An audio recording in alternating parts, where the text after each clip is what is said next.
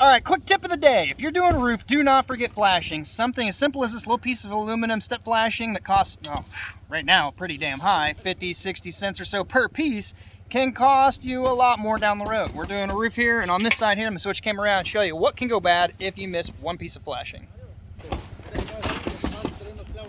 So right down on the bottom edge right here, got the roof all stripped off. There is flashing up under the wall here that they installed under here, which honestly you could have probably done with no flashing down there because it's so far under the soffit. But the piece they forgot was right here where this fascia board comes into this roof line. Slid some shingles up to it, butted it, called it good, and what happens? Water comes down off the edge of the shingle, and you can see where it rotted this all out right here. Now you got some wood to work on.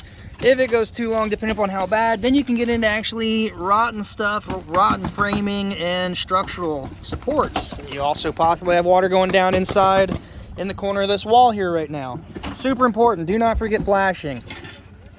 When you get your shingles up, you got your shingles tucked under far enough, take a piece of flashing, whether it's steel, copper, or lead, I don't care, just some sort of flashing to block the water from going off.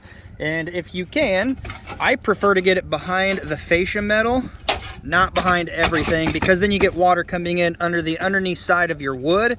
If you're doing it that way, in that case, it's good to have a small gap, about 1/4 inch. Use a Sawzall, cut it back. Sometimes people bury them into it. Sometimes the framers shoot through the decking. Either way, you've got to flash it so you don't have water getting in. But as I stated before, it's ideal to go behind your aluminum fascia, like so.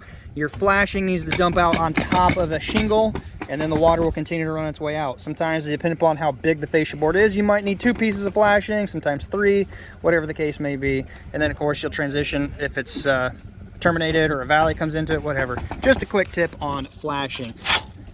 You might be tempted to cut out a 60-cent piece of flashing, but trust me, don't do it. It will bite you in the rear end. Down the road, you're gonna have a lot of cost. Lumber, framing, time, all that stuff adds up to a pretty big penny down the road. So take it from me. But then again, I'm just a roofer.